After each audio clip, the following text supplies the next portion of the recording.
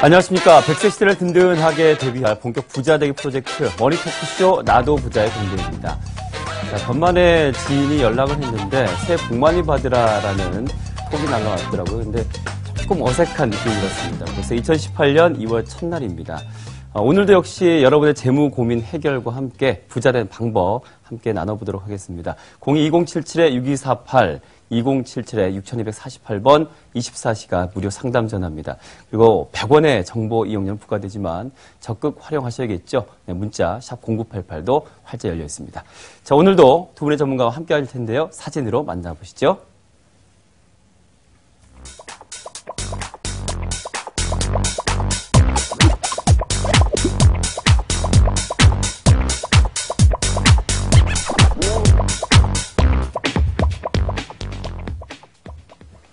수목금의 남자 윤창원 전문가님, 시청자 여러분 인사 나누시죠.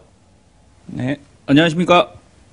네, 오늘도 시청자님들의 그 지갑을 풍성하게 해드릴 정보를 준비해온 윤창원 머니 트레이너입니다.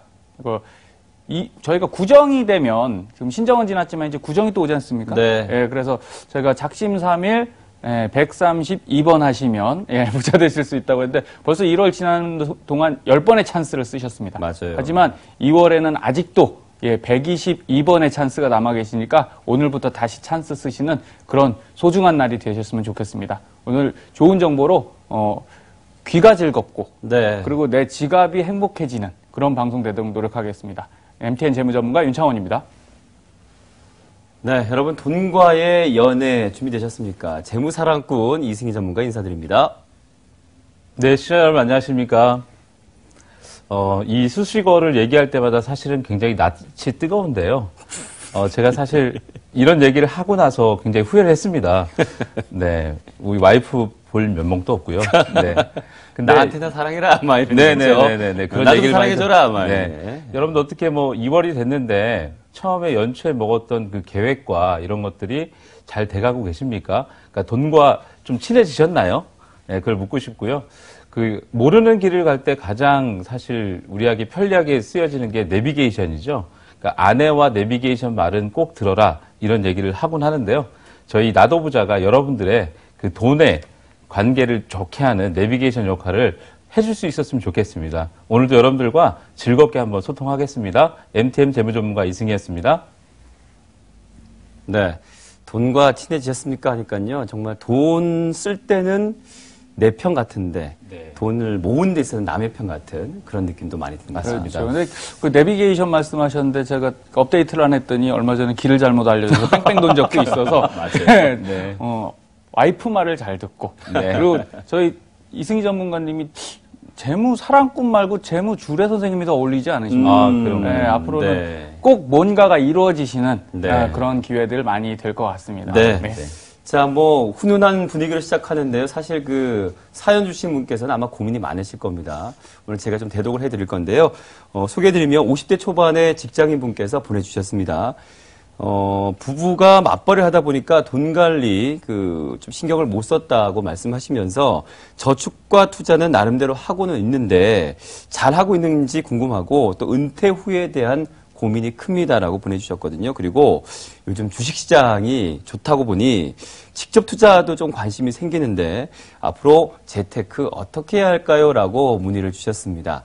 자, 재테크 어떻게 해야 될지는 알려드릴 건데 사전에 지갑을 좀 여셔야 됩니다. 가계부를 좀 여셔서 공개를 하셔야 아마 상담이 가능할 것 같은데 윤창원 전문가님, 자, 이 가정 어느 정도 소득이 있고 돈은 어떻게 쓰고 계셨나요? 네. 오늘 시청자님께서는 최근 주식이 좋으시니까 또 이렇게 마음이 동하시는 것 같습니다. 근데 항상 말씀드리지만 주식이 좋을 때 하는 것보다는 나빠질 때 들어가는 게 더 좋습니다. 그래서 지금은 주식이 좋은 때가 아니라 이전에 시작하셨던 분들이 지금 결과가 좋은 때입니다. 그래서 이후를 준비하기 위해서 오늘 조언 다시 드릴 거고요. 자, 오늘 54세 직장인으로서 아내분도 이제 요양원에 근무하시고 52세 정도. 맞벌이 하시는. 그렇죠. 네. 이제 맞벌이인데 자녀는 대략 다 키우신 것 같고요. 네. 조금 소득 자체가 안정화되신 것 같아요. 네. 하지만 이게 길지 않다. 요거 꼭 명심하시고요. 네. 월 700만 원 부부 합산으로 소득이 있으시고요. 일반 지출 500만 원, 그다음에 보장성 보험료 120만 원. 조금 이제 연세가 있으시다 보니까 네. 많이 갖고 계세요. 네. 이런 것들은 조금 다이어트 충분히 하실 필요 있고요. 네. 주택 4억 3천만 원, 자가시고요. CMA에 1,000만 원, 연금저축. 그래도 CMA를 갖고 계신 거 보니까 제가 볼 때는 펀드도 있으시고 네. 증권사와 멀지 않으신 시청자님이다. 네, 네. 연세에 비해서는 참 괜찮은 것 같습니다. 그리고 적금 600만 원, 요거는 이제 월로 들어가다가 이제 모여 있는 거죠. 네. 예금 1억. 이거 참 좋은 돈인데 네. 요거를 못 살렸다라는 게 조금 아쉬우니까 저희가 포트폴리오 통해서 그 죽어 있는 돈 그리고 예금 금리에 너무 낮춰져 있는 수익률을 다시 심폐소생술 해서 네. 높은 수익률로 바꿔드리도록 하겠습니다. 네. 자, 뭐 전반적으로 대출 이자도 보이지 않고요. 꽤 잘해 오신 자산 관리 잘해 오신 분 같은데 이 정도면 10점 만점에 한 7점으로 시작이 될까요? 근데 이제 네. 벌이가 이제 좋으신데 네. 얼마 남지 않았다. 요 부분 때문에 6점 드리고 시작하겠습니다. 그래요? 네네. 이승희 10점 전문가는 몇 만점에 점 드리고 시작하실까요? 저 같은 경우에도 사실 똑같아요. 왜냐하면 지금 현재 저소득을 유지할 수 있는 기간 자체가 그렇게 길지가 않아요. 네. 앞으로 한 예. 5년에서 7년만 되겠죠. 네네네. 그래서 네. 그 이후에 이제 소득에 대한 절벽이 이제 기대가 되기 때문에 네. 그래서 점수를 크게는 사실 못 드릴 것 같아요. 네. 좀 소득을 벌 수 있는 기간이 이제 얼마 남지 않다 보니까 후한 점수를 못 드린다고 하셨지만 또 이제 설계를 통해서 아마 점수는 올라가시리라 믿습니다. 일단은 뭐 금융자산, 저축 투자하는 것들 조금 더 자세하게 좀 살펴볼까요? 네. 오늘 시청자님께서 700만 원의 소득이 네. 있으시고요. 지출 합계 500만 원, 보장성 보험 120만 원이 포함되어 있죠. 네. 그리고 저축 투자 적금 100만 원, 정리식 펀드 50. 이쪽에선 수익을 좀 내셨어요. 네. 그리고 연금 저축 30만 원 요건 다 완납이 된 상태이기 때문에 네. 요건 그냥 목돈이라고 생각하시면 되겠죠. 그리고 예금 1억 해서 월 저축은 한 150 정도 되시고요. 네. 전체적인 자산 한번 다시 네. 보여드리면요.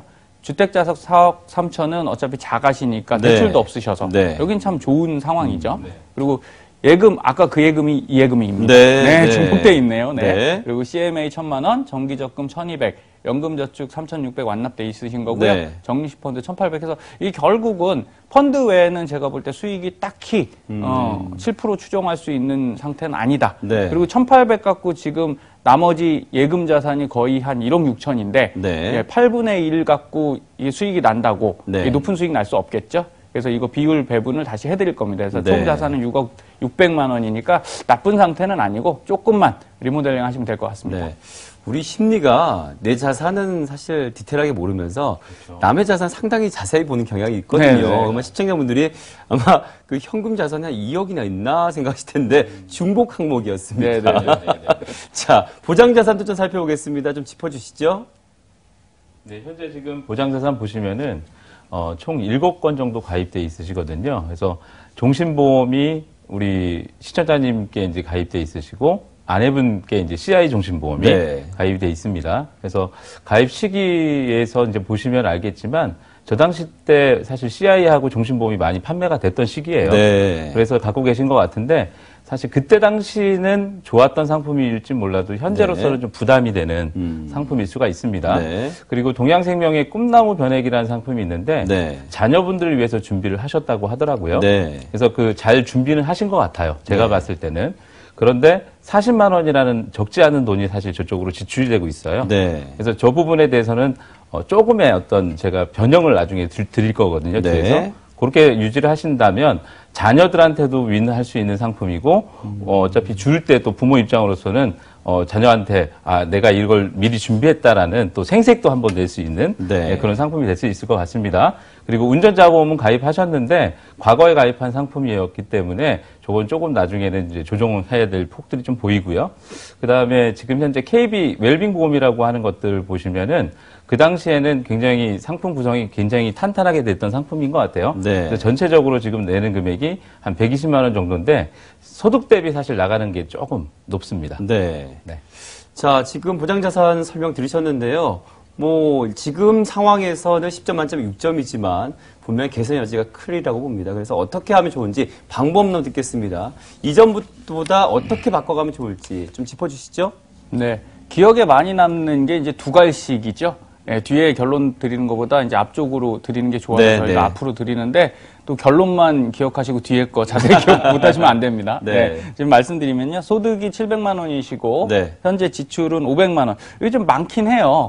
네, 자녀분들도 이제 어느 정도 다 크셨는데 네. 이거 어디다 그렇게 많이 쓰세요? 그러니까 역시 이제 어느 정도 은퇴가 앞당기고 하니까 네. 벌어놓은 거 좀 쓰시겠다 하고 아. 이제 좀 여행도 잘 다니시고 부부금술 좋으시군요. 네, 또 좋으십니다. 거기다 외식도 많이 하십니다. 네. 외식을 하시니까 아마 사이가 더 좋아지시겠죠. 네. 네, 저기 아내분이 요리를 덜 하셔도 되니까. 그렇죠. 삼식이 곤란하죠. 네, 좀 곤란합니다. 하지만 어쨌든 좀 크시다. 네. 명심하시고요. 저축 투자 150인데 이제 비정기적으로 CMA에 들어가는 50만 원이 있으세요. 그러니까 네. 돈이 될 때 보너스 상여금 들어올 때는 넣었다가 안 넣었다가 물론 좋습니다. 그런데 제가 생각할 때 저 지출 조절, 네. 여행 횟수 줄이기를 저희가 넣어놨는데요.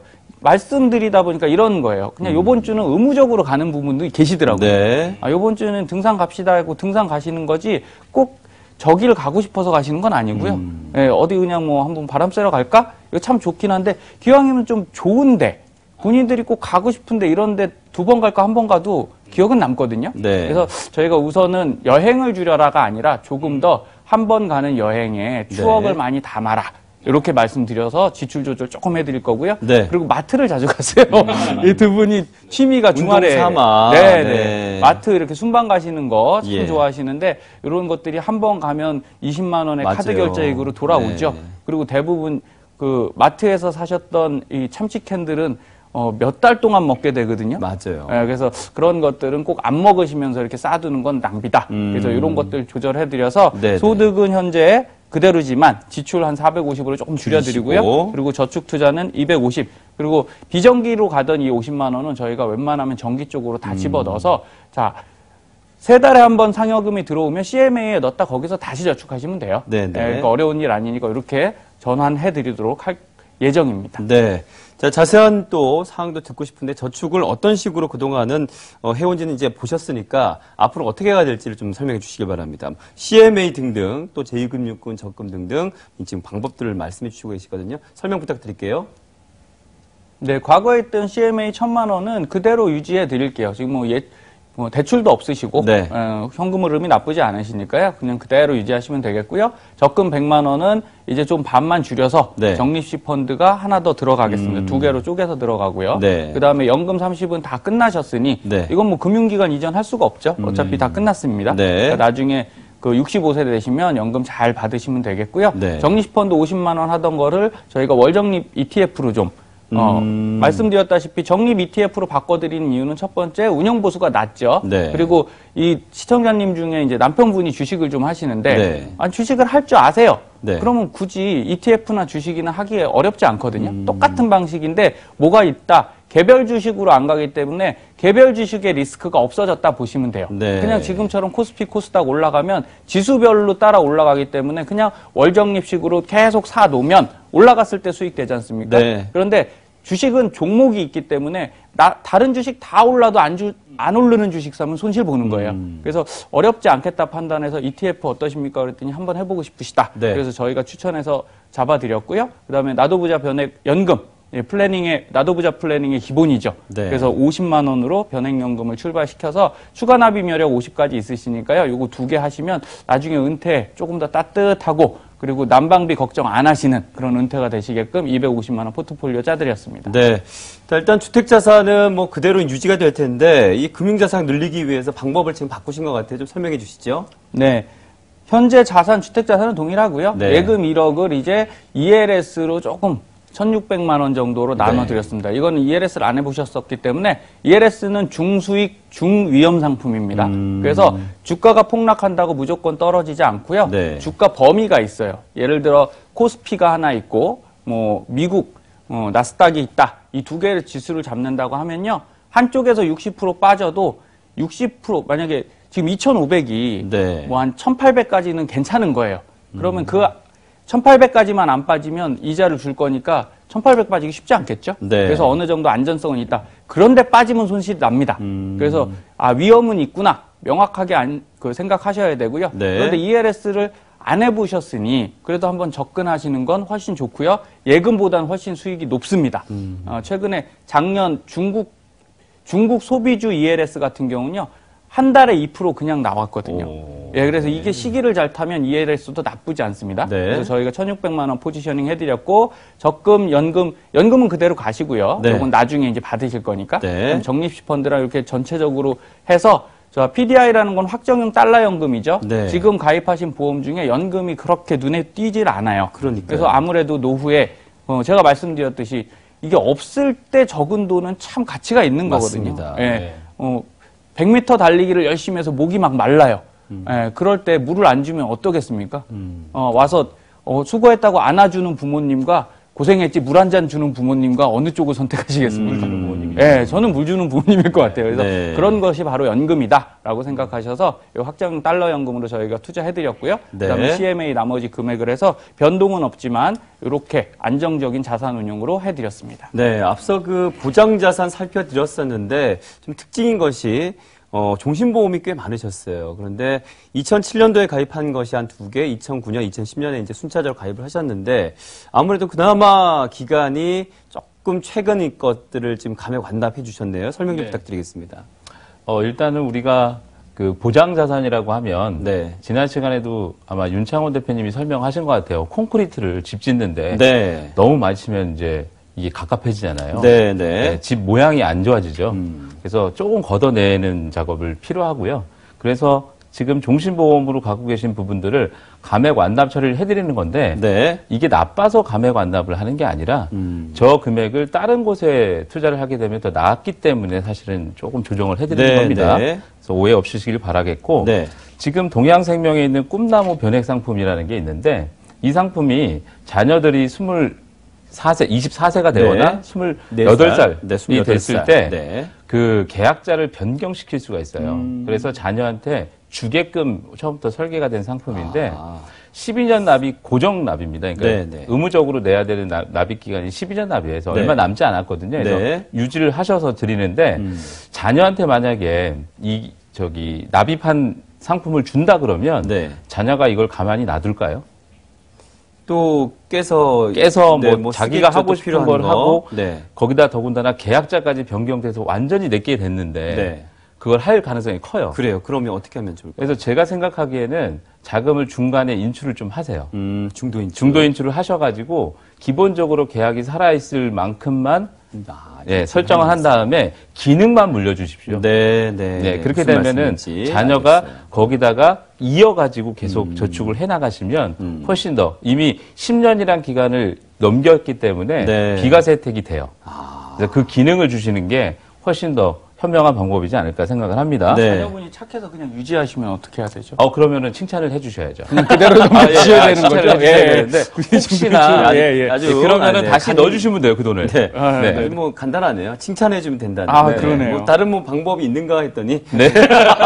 별 얘기는 없어. 그냥 넘겨줘라. 네. 착하면 네네 맞습니다. 그래서 그렇게 그리고 하시면 운전자 되고. 보험 보니까 지금 네. 좀 금액이 좀 높았어요. 네, 지금 과거의 상품들이 다 그렇게 이제 보통은 설계가 돼 있는데 네. 이것도 현실에 맞게끔 조정을 해서 작년 기준으로 지금 바뀐 기준들이 있잖아요. 네. 그래서 좀 더 현실성 있는 운전자 보험 상품으로 변경을 좀 해드렸으면 좋겠어서 금액을 낮춰드렸습니다. 예, 그리고 웰빙 보험 같은 경우에는 아까도 설명드렸지만 특약이나 이런 것들이 탄탄하게 구성이 돼 있어서 유지를 하는 쪽으로 가고요. 앞에 이제 감액 완납했던 부분들 때문에 네. 약간의 그 종신보험 안에 있는 특약들이 부실하게 좀 가입돼 있었어요. 네. 그것들을 보강을 하기 위해서 M사에 있는 건강보험 상품들을 각각 편입시켜 드려가지고 전체 지금 120만 원을 지출하던 것을 네. 69만 5천 원으로 51만 원 정도 절감시켜 드렸으니까 네. 우리가 나도부자 편액 펀드 할 때 네. 추가 납하기에 굉장히 좋습니다. 유용한 자금으로 사용 가능할 것 같습니다. 네.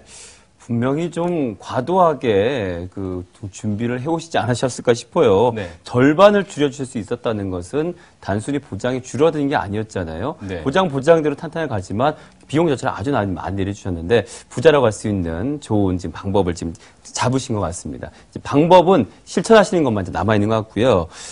앞서 그 설명해 주셨을 때 이 부부께서 그 마트에서 이렇게 장 보시는 거 좋아하신다고 네. 한 번씩 가면 한 20만 원씩 이제 쓰신다고 그랬는데 아마 비슷하신 분들이 지금 많이 TV 시청하고 계실 겁니다. 그런데 우리의 소비에 있어서 절제를 내가 못하고 있는지 이걸 좀 가늠할 수 있는 방법 준비해 오셨다면서요? 네. 예전에도 한번 했는데 딱 또 저희 출연자네요. 이승희 전문가와 그때 MC님 긴장하고 있습니다. 지금. 긴장하셨는데 오늘 얼마나 좀 향상됐는지 제가 체크리스트 한번 보겠습니다. 네. 우선 나도 부자 소비 절제지수 2입니다. 지난번은 1이었고요. 그래서 한번 계산해 보세요. 자, 1번. 현금을 내는 것보다 신용카드가 더 유리하다고 생각한다. 왜? 통장에 잔고 주는 것보다는 그죠? 지금 내 통장에 잔고가 있는 게 마음 편한 거예요. 두 번째, 모임을 했을 때 내가 계산해야 더 인정받는다고 생각한다. 친구들 만나고 후배들 만날 수 있잖아요. 그럼 내가 좀 사야 멋있는. 여성분들은 좀 덜한데 남자들은 심하죠. 세 번째, 현재 통장 잔액을 모르는 경우가 많다. 내가 지금 통장에 얼마 있는지 모르신다면 여기 지금 예스와 노를 정확히 매기셔야 됩니다. 점심 먹으면 무조건 커피를 마셔야 소화가 된다. 그 남자분들 군대에서 그러죠. 식사하고서 이렇게 담배는 꼭 피워야지 내가 밥 먹은 것 같다 이런 느낌. 그리고 5번째, 내가 쓴 물건 중 최신 제품은 꼭 사야지 직성이 풀린다. 뭐 펜을 하나 샀는데 더 새로운 게 나와서 기능이 있다면 꼭 사야 된다. 자, 우리 이승희 전문가님 몇 개시지요? 다행히 제가 되게 긴장하면서 봤는데요. 제가 그 이후로 하나 안 하는 게 있어요. 최신 제품 안 삽니다, 이제. 그래서 소비 절제가 이루어졌네요. 이루어졌어요. 그래서 양호. 그래요? 하나 나왔어요. 저 앵커님은 지금 저도 양호네요. 원래 약간 불안했어요. 왜냐하면 현재 통장 잔액을 모르는 경우가 많다 해서 예스를 할 뻔했는데 마침 어제 확인을 하는 바람에 어제 급여 통상입니다. 어제만 하시면 안 돼요. 31일 날 저희가 들어오거든요. 그러시구나. 마침 그때 봐서 양호가 됐네요. 저도 양호인데 오늘은 그냥 양호한 분위기로 출발하겠습니다. 이래서 결국은 돈을 모으는 건 습관적이다라는 거예요. 내가 습관적으로 어떤 행동을 하기 때문에 돈이 나가는 거고요. 그래서 마트 얘기 방금 드렸지만 마트 가십시오. 그런데 가시기 전에 꼭 구매를 해야 하는 목록을 작성하고 가셔라. 그리고 아이쇼핑도 참 좋아하세요, 여성분들은. 그래서 남편과 부인이 아이쇼핑 충분히 하시고 거기서 커피 한 잔 사 드시고 오시는 게 낫지 20만 원씩 안 먹는 물건 사오는 것보다는 훨씬 낫다. 이렇게 생각하시면 됩니다. 뭐 지금 윤철원 전문가 말에 그 누구도 뭐 부정할 수 없겠지만 우리 또 이승희 전문가께서는 관점을 좀 달리해서 어떻게 또 바라보시는지 좀 의견 듣고 싶습니다. 이어서 말씀을 드릴 수 있겠는데요. 이제 장을 봤잖아요. 그러면 우리가 맛있는 저녁상을 차렸다라고 한번 생각을 해볼게요. 맛있는 음식들이 많이 차려져 있습니다. 그러면 우리가 보통 내 입맛에 맞는 거를 편식을 많이 하세요. 근데 금융상품도 약간 그런 느낌이 있거든요. 내가 원하고 내가 좋아하는 상품이 있더라고요. 그래서 편식은 하지 마시고 금융상품도 골고루 섭취해야 균형감 있게 우리가 그 자산을 운영할 수 있는데요. 우리가 가장 생각하는 것 중에 3가지가 있잖아요. 재료 중에. 안정성, 수익성, 유동성이라는 3가지 재료를 골고루 섭취하는 게 필요하겠다. 전 그렇게 생각을 하고요. 그 다음에 저축 자체는 이제 안전자산이잖아요. 그래서 수익이 굉장히 작아요. 근데 우리가 반대로 주식이나 뭐 채권이나 ETF나 ELS나 여러 가지 상품들은 수익은 좋지만 또 위험해요. 그래서 어떤 한 자산에 편중이 돼버리면 그 균형감이 깨질 수 있거든요. 그래서 그 균형감을 잡아주는 게 뭐다? 나도 부자 플래닝이다. 라는 것을 다시 한번 강조를 드리고요. 그래서 모든 상품들을 내가 만약에 섭취를 했는데 소화시킬 수 있는 소화제 하나 정도는 우리가 가져가야 돼요. 그게 뭡니까, 소화제? 그게 바로 나도 변액 펀드라는 그 상품이에요. 나도 부자 변액 펀드. 왜냐하면 소화제라고 표현하셨어요. 소화제입니다, 소화제. 왜냐하면 결국은 우리가 자금이 모여가지고 뭐에 부딪히냐면 세금에 부딪혀요. 그래서 그 세금을 이제 극복할 수 있는 소화제의 역할을 할 수 있는 나도 부자 펀드를 꼭 편입을 하셔가지고 소화시킬 수 있는 소화제를 준비하셨으면 좋겠습니다. 그래서 먼저는 우리가 아침 점심, 저녁 세 끼를 먹죠. 네. 뭐 그중에 거르는 분도 계시겠지만 우리가 이거를 기간으로 한번 볼게요. 아침에 만약에 부담스럽게 갈비를 뭐 먹거나 아니면 뭐 삼겹살 구워 먹고 물론 기호에 의해서는 할 수 있겠지만 그렇게 되면은 부담스럽지 않을까요? 아침에 네, 그걸 네. 먹으면. 네. 그리고 혹시 저녁에 너무 빈약하게 먹으면 어떤 경우가 있냐면 배고파요. 잘 때. 배고파서 깨죠. 깨요. 네. 저는 이거를 인생에 있어서 자금을 비유할 때 비유를 한번 해본 거예요. 네. 우리가 단기 자금을 아침이라고 생각하고 중기 자금을 점심이라고 생각하고 그 다음에 장기 상품을 우리가 저녁이라고 보는 거예요. 네. 그래서 저녁에 있는 거 미리 빼서 먹으면 내 노후가 어떻겠어요? 굉장히 굶주리겠군요. 빈약해지고 네. 굶주려지게 돼요. 네. 대신에 아침에 너무 든든하게 드시면 또 위에 탈나요. 그래서 이런 것들을 적절하게 하실 것들을 권해 드리는 차원에서 한번 말씀드렸고요. 네. 개개인별로 금융의 체질이 다 달라요. 네. 그렇기 때문에 저희한테 문의 주셔서 전문가의 도움 받아가지고 네. 알맞은 식단을 짜시는 게 여러분들한테는 굉장히 합리적인 방법이 될 수 있고 도움이 될 수 있다. 꼭 말씀드리고 싶습니다. 네. 자, 보통 우리가 은퇴를 준비하실 때 특히 50대가 되시면 보통의 경우는 그래도 너무 그냥 흥청망청 아니라면 그래도 자산이 몇천 정도는 갖고 계신 분들이 그렇죠. 많으시잖아요. 그런데도 불구하고 은퇴 준비를 뭔가 어디서 좀 더 벌 데 없을까, 이런 손톱 올릴 데 없을까를 자꾸 살피시게 되면서 네. 갖고 계신 자산을 많이 까먹드시는 경우들이 꽤 있습니다. 그래서 사실 은퇴 자산은 갖고 있는 것으로 준비하는 게 맞지 않느냐 이런 의견들이 있는데 오늘 그 말씀 해주신다고요? 네. 오늘 먹는 걸로 왔으니까 먹는 걸로 가볼게요. 네, 네. 네. 보통 청소년 자녀들이 있으신 분들은 알 거예요. 네. 이제 40대, 50대 중장년층 가시면 자녀분들이 이제 청소년기지 않습니까? 네. 그럼 밤에 꼭 시켜달라는 게 있죠. 아, 그렇죠. 네. 치킨 같은 거 너무 잘 그렇죠. 먹어요. 네. 네. 그런데 50대인 아버지는 그 치킨을 먹으면 어떻게 되시냐면 탈나시죠. 네, 속이 거북하고 네, 이제 네, 이렇습니다. 네. 무슨 얘기냐? 나이대별로요, 먹을 수 있는 소화 능력이 있고, 그리고 자산도 마찬가지입니다. 저희가 은퇴 자산이라고 하면 50대부터 하시는데, 네. 자, 지금 시청자님 54세세요. 이때 공격적인 자산으로 많이 편성하시면 어떻게 된다? 체하십니다. 예, 시간이 없기 때문에, 자, 60세 때 곧 써야 되는데, 얘가 무르익고 숙성시킬 복리를 굴러갈 기간이 없어요. 네, 그래서 네. 오늘 저희가 솔루션 드린 것 중에도 확정형 연금이 들어가 있죠. 네. 예, 그건 뭐냐? 월저축은 지금 어느 정도 해오셨고 기존 자산이 있으셨기 때문에 이거를 더 공격적으로 넣어서 불리기보다는 이제 밤에 그래서 치킨 드시면 안 되는 거예요. 네, 네. 그때는 간단하게 어떻게 야채 드시고 과일 드시고 그리고 뭐 티 정도 드셔서 가볍게 만드시고 그것들을 다 다음날 아침에 확정형 연금으로 옮겨주시면 지금 같은 경우는 1억 정도 들어가시면 65세까지 한 12년 정도 있으시거든요. 11년 정도? 그렇죠. 그 정도 네. 되시니까 그러면 7% 정도 확정 이자를 받으실 수 있고요. 그리고 이 확정 이자라는 게 이제 노후소득 이자율인데 결국은 내가 정해진 연금을 따박따박 받으실 수 있으니까 국민연금 대비해서 괜찮고요. 개인연금 대비 1.5배, 주택연금 대비는 1.8배까지 받으실 수 있으니까 이렇게 안전하게 가시는 거 저희가 훨씬 추천드립니다. 네. 자, 유전 전문가께 또 추가적으로 여쭤보고 싶은 게 앞서 그 외에 이분께서 원래 주식을 좀 네네. 시장이 좋으니까 좀 하고 싶으셨던 그런 마음가짐이 있으셨잖아요. 네. 그런데 앞서 말씀하신 걸 어쨌든 오늘 그 먹는 걸 얘기를 자꾸 하니까 주식이 좀 시장이 안 좋았을 때 네네. 농사를 지으셨던 분들이 이제 지금 시장은 이제 열매를 딱 드셔야 되는 네, 이런 그렇죠. 시장이라고 이제 비유를 하셨는데 네. 그럼에도 불구하고 난 좀 지금 주식 좀 해보고 싶다. 이런 분들에게 조금 조언을 해주시면 좋을 것 같아요.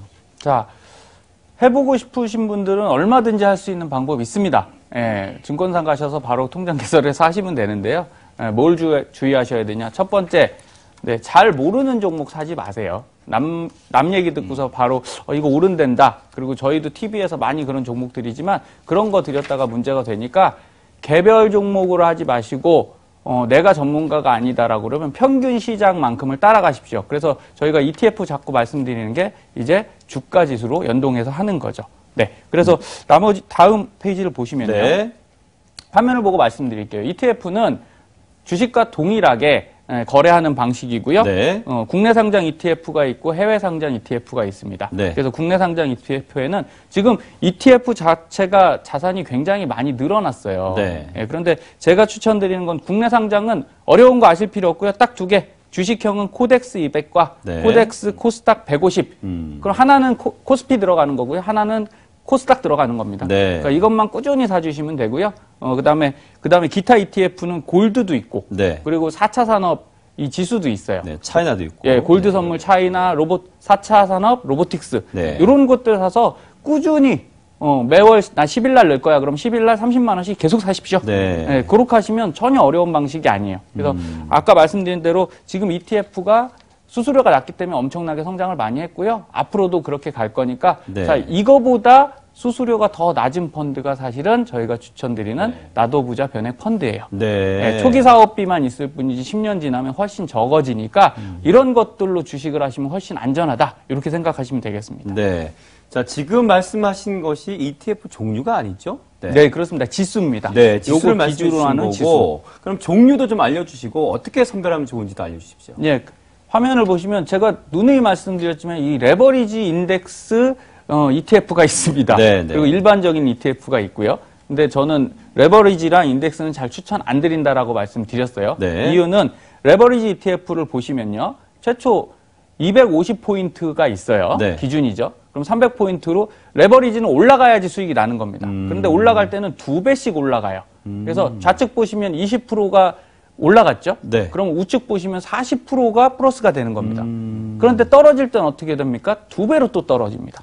그래서 좌측에서 마이너스 10이 됐고 우측에서 마이너스 20이 돼서 좌측을 보면 누적 8%인데 네. 자 20에서 마이너스 10 됐으니까 10% 아닙니까? 아닙니다. 왜? 좌수로 계산하면 이게 8% 정도 나와요. 네, 네. 그리고 레버리지 ETF는 12%가 나오는 이유는 자 하단 자막 보시면 자 8% 수익에 8%가 더 났을 거죠. 원래 지수는 그러면 네. 16%인데 레버리지 ETF는 똑같이 움직였는데 12%밖에 안 났어요.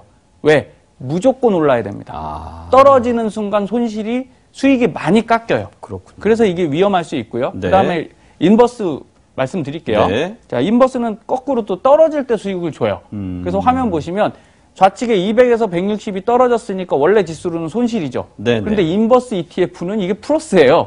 예. 이게 복잡한 겁니다. 그래서. 그러네요. 예, 그리고 다시 160에서 176으로 올라왔는데 웃긴 건 우측의 인버스는 또 마이너스예요. 그러네요. 네. 그러니까 이걸 계산하실 수 있는 분은 없어요. 그러니까 이걸 완전 시장을 예측해서 떨어질 거야, 계속 떨어질 거야 이렇게 들어가셔야 되는데 그건 제가 볼 때 워렌 버핏 할아버지도 못하십니다. 예, 그래서 제가 추천드리는 건 다음 네. 화면 보시면요, 레버리지나 인덱스는 올라가려면 계속 올라가야 되지 이렇게 하면 안 된다. 그래서 그냥 일반적인 기본 ETF 가십시오. 네. 그거를 매달 꾸준히 사면 떨어질 땐 싸게 사죠. 예, 올라갈 땐 같이 올라가죠. 그러니까 일반적인 지수 인덱스 펀드와 인덱스 ETF는 저희가 추천드린다. 네. 이렇게 보실 수 있고요. 자, ETF 하실 때 참고사항 말씀드리겠습니다. 네. 자, 첫 번째는 원금 손실 우려 있는 펀드라는 상품 꼭 명심하시고요. 네. 그리고 자산 구성 내역 확인 필수. 아까 말씀드렸듯이 코덱스인지 코스닥인지 이런 거 정확히 보시고 지수가 투자지수 어디지를 보셔야 돼요. 네. 그럼 세 번째 상품 운용사에 따라 수수료와 보수가 상이하니 최대한 적은 걸로 하셔야 되고요. 네 번째 추적오차 괴리율은 아까 말한 대로 레버리지 인버스 이런 거 웬만하면 하지 마셔라 이런 말씀이고요. 다음 페이지 보시면요. 자, 레버리지와 인버스는 장기 투자엔 절대 안 된다. 네. 왜? 올라가다가 떨어지잖아요. 그러니까 길게 가시면 절대 안 됩니다. 그래서 지금 통장 중에 레버리지 ETF 있으시다. 그러면 기간 빨리 확인하시고 2, 3년 가지 마시고 지금 환매하십시오. 수익 났으면. 네. 예. 합성 ETF는 거래 상대방이 신용 위험도 내재하고 있으니까 결과적으로는 뭐냐? 다 내가 원칙적인 금융상품을 선택하셔야 되고요. ETF 투자시에도 유의사항이 꼭 있으니 안전한 투자를 위해서는 전문가와 상담하시고요. 저희로 전화 주시면 이런 내용 자세히 설명드리고 나도 부자 플래닝까지 완성해 드리도록 하겠습니다. 네. 마침 지금 상담 전화 번호가 하단에 뜨고 있는데요. 분명히 알아듣고 이해는 한다 하지만 직접 하기는 조금 무리가 아닐까라는 생각이 듭니다. 그래서 전문가분들과 상담을 통해서 투자를 해보시는 게 어떨까 싶습니다. 자, 그렇다면 이렇게 투자하는 방법까지 알려드렸는데 앞서 어떻게 되면 이분이 지금 10점 만점에 6점을 벗어날 수 있는지를 지금 실천 방법을 알려드린 거고 그 이유에 대해서도 알려드렸거든요. 그러니까 어떻게 하면 이제 이분께서 월 한 300, 400 이상 이렇게 노년에 네네. 따박따박 받을 수 있는 그런 방법이 있을 수 있을지 나도 부자 변액 펀드 좀 설명해 주시죠. 네. 오늘 시청자님께서는 우선 나도 부자 변액 펀드 출발하셨죠? 네. 그래서 50만 원 갖고 출발하셨고요. 그러면 65세 이때 수령하시면 65만 원 정도 나오실 것 같아요. 네. 왜 이렇게 적습니까? 라고 하는데 이거 적다기보다는 준비 기간이 짧으시잖아요. 그러니까요. 54세신데 뭐 80세 받으시는 거 아니고요. 예. 지금 30세에 시작하신 것도 아니에요. 네. 그래서 적정한 수준이고요. 국민연금은 현재 89만 원 정도 수령하실 것 같고요. 그다음에 확정형 일시연금, 아까 목돈 넣어놓으셨잖아요. 네, 자, 네. 90만 원이 변함없이 계속 나온다. 거기다 내가 죽을 때까지 나온다라는 건 나쁜 조건이 아니죠.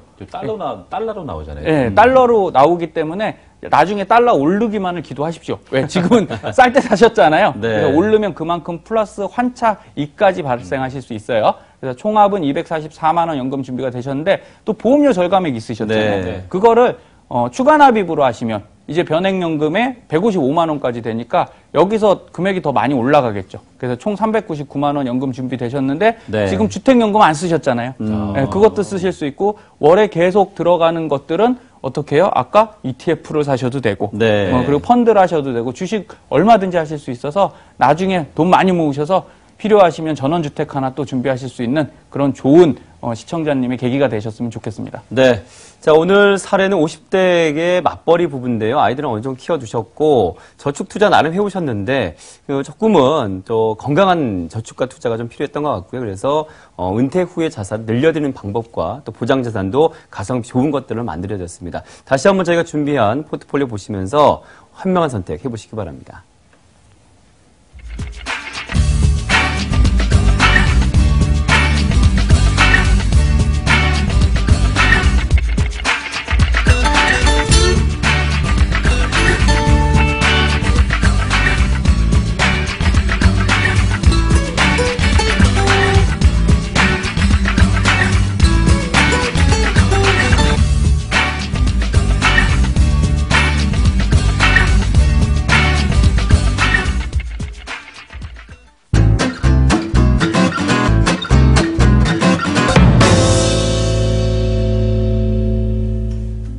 MTN 머니 트레이너 윤창원입니다. 자, 오늘은 제가 잘 안 쓰는 제목인데 주식으로 100% 부자 되기입니다. 자, 100% 쉽지 않아요. 예, 확정적으로 투자해서 100% 제가 말씀 안 드리는데 오늘 좀 센 거 드려야겠다라는 생각이 들어서 이렇게 해드렸습니다. 자, 근데 내용 자체가 셉니다. 예, 잘 보셔야 됩니다. 그래서 다른 거 드라마 보고 싶으신 분들도 이 시간만큼은 좀 집중해서 봐주세요. 네. 자, 부자라고 생각하는 분들의 최소 자산입니다. 지금 보시면 31.4%가 50억이고요. 근데 이거 너무 크잖아요. 예, 저희는 50억까지는 저도 안 바랍니다. 그래서 제일 작게 한번 출발해 보는 게 10억이라고 말씀드렸죠. 5.9%부터 이렇게 10억, 20억, 30억씩 늘어납니다. 하지만 저는 강조하는데 10억이면 예, 노후나 내가 먹고 사는 거 크게 걱정 안 합니다. 그 정도면 좋아하는 일에 시간 투자하는 게 더 부자죠. 이 10억 갖고 50억 불린들 뭐 하겠습니까? 다 못 쓰고 가시잖아요. 예, 자녀분들 주면 고맙습니다 하고 이걸 다 잘 불리시냐? 아니에요. 이거 이 재산 갖고 쓰시느라고 자녀분들은 똑바로 성장 못할 수도 있습니다. 그냥 나쁜 말로 한량같이 될 수 있잖아요. 그냥 받은 돈으로 즐기면서 살다가 어느 순간 돈 떨어지면 어떻게 돼요? 돈 벌 능력이 없죠. 예, 그런 것들은 부자가 아닙니다. 그래서 그냥 10억 정도 딱 픽스하고 가시고요. 자, 종잣돈 규모 평균 2.4억입니다. 자, 그러면 내가 집 한 채 있으면 2.4억 있으실 수 있거든요. 그러면 부자가 되실 자질은 충분하시다. 아, 그런데 왜 나는 집이 있는데 부자가 못 됩니까? 자, 그 2.4억이요. 계속 연에 7%씩 커줘야 되는데 지금 부동산이 그만큼 성장을 못하는 수준으로 왔어요. 예, 평균 4.5% 정도 성장만 하고 있기 때문에 내가 부동산만 2.4억을 갖고 있다고 부자가 될 수 없는 거죠. 왜? 성장할 길이 막혔습니다. 그럼 다른 방법을 찾아야겠죠? 예, 그래서 말씀 다시 드리는 거예요. 그럼 종잣돈 마련 방법은 뭘로 했냐, 대부분 부자들은? 생각보다 개인 사업 수입이 많습니다. 다 돈 물려받아서 부자 된 것 같잖아요. 강남 가면 다 빌딩 물려받아서 거기 다 편하게 사는 것 같지만 그 지역만 그렇고요. 우리나라가 강남이 전부가 아니지 않습니까? 전국으로 보면 그래도 부자 되신 분들의 대부분은 급여와 근로소득, 급여 생활자도 부자가 있으세요? 얼마나 잘 모으셨겠습니까? 그걸로 10억을 모으신 분들이 있다는 얘기죠. 그래서 43%는 의외로 투자나 받은 돈이 아니라 내 힘으로 했다. 그러면 부자가 되기 위해서 자, 공부 제가 늘상 말씀드리지만 자, 서울대는 아무나 못 보내줘요. 부모가 아무리 아이한테 공부를 하라고 말을 해도 아이가 하지 않으면 갈 수 없는 겁니다. 똑같이 부자가 되라고 저희가 말씀드리잖아요. 시청자님들이 안 하시면 부자를 만들어 드릴 수가 없어요. 그래서 스스로 해야 되고 우리나라의 부자들도 대부분 자신들이 했다. 요 점 꼭 명심하셔야 됩니다. 세대별 종잣돈 마련 방법을 비교해보면 자, 변화가 있습니다. 50세 이상은요. 대부분 근로소득이었다가 부동산 자산이 많았거든요. 이제 40대 부자들은 금융자산이 늘어나고 있어요. 왜? 아는 거예요. 직감적으로. 이제 부동산 성장률이 둔화됐구나. 그럼 이제 더 클 만한 투자처로 옮겨가자. 그게 바로 금융이거든요. 그게 지금 같은 주식과 여러 가지 금융상품들이 잘 될 수 있는 환경이 조성됐다. 이렇게 생각하시고요.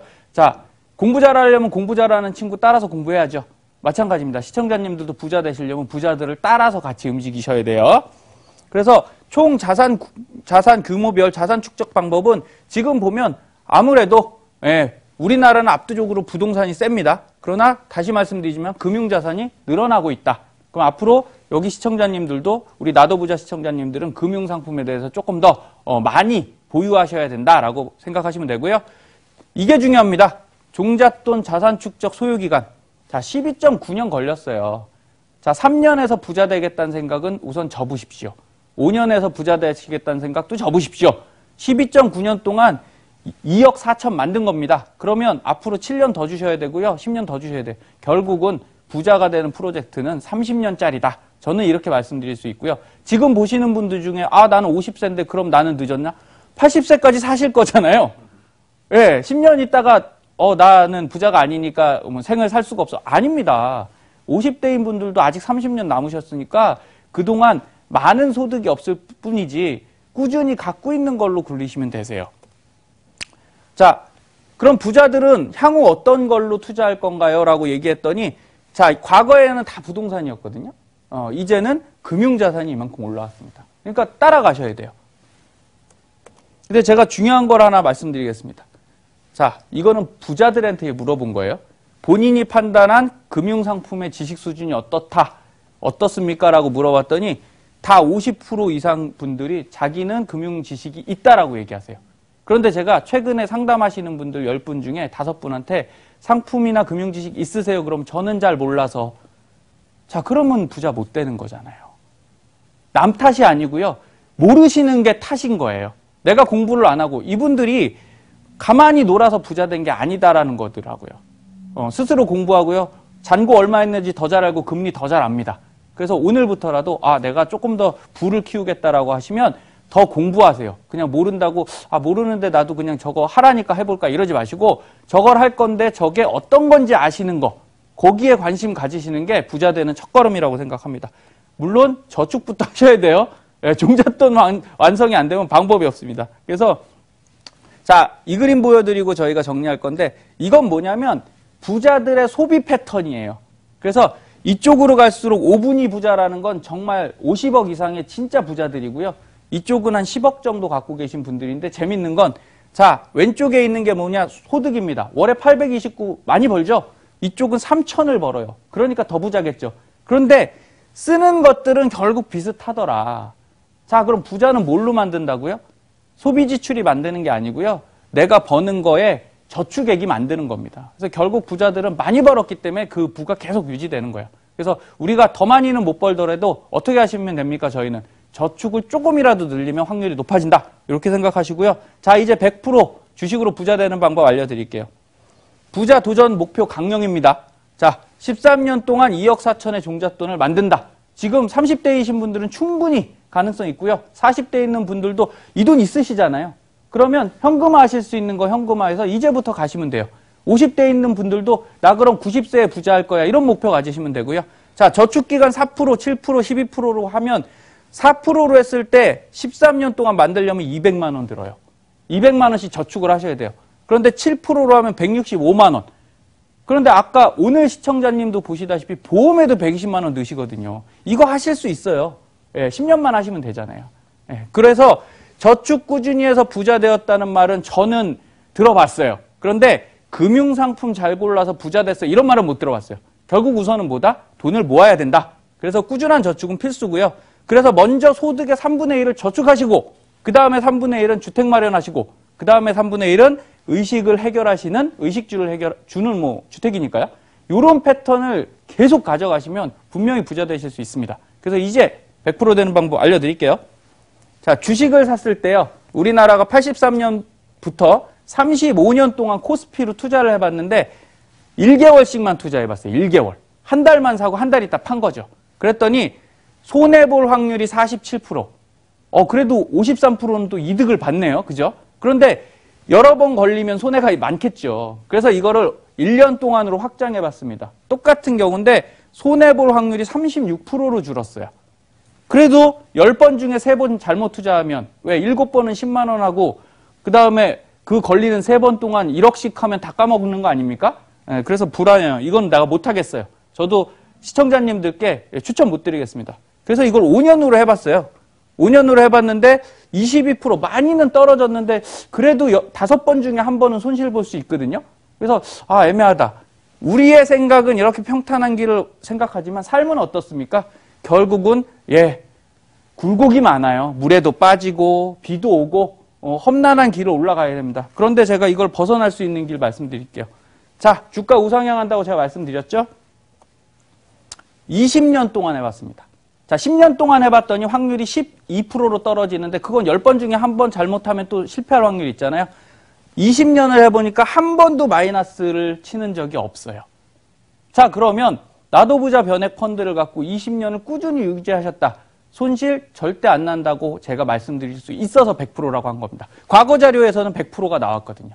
미래에는 바뀔 수 있을지언정 95%면 어떻습니까? 그 정도도 굉장히 훌륭한 기술이죠. 그래서 이 책 바빌론 부자들의 돈 버는 지혜에는 이런 얘기들이 남겨 있어요. 일단 시작해라. 자, 일단 시작해야 될 거 아닙니까? 두 번째, 지출 관리하라. 제가 드리는 말씀과 다르지 않죠. 세 번째, 돈을 굴려라. 투자 상품에다 넣으셔야 됩니다. 돈을 지켜라.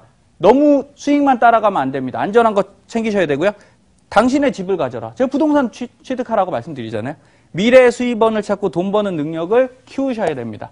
그래서 오늘 꼭 드리고 싶은 말씀은 일을 즐겨서 소리 없이 돈이 찾아올 수 있게 만드셔야 되고요. 뜻이 있는 곳에 길이 있습니다. 그래서 반드시 오늘부터 100% 부자 되시는 주식 투자, 나도 부자 변액 펀드와 함께 시작하신다면 시청자님들도 저희와 함께 부자가 될 수 있을 겁니다. MTN 재무 전문가 윤창원이었습니다.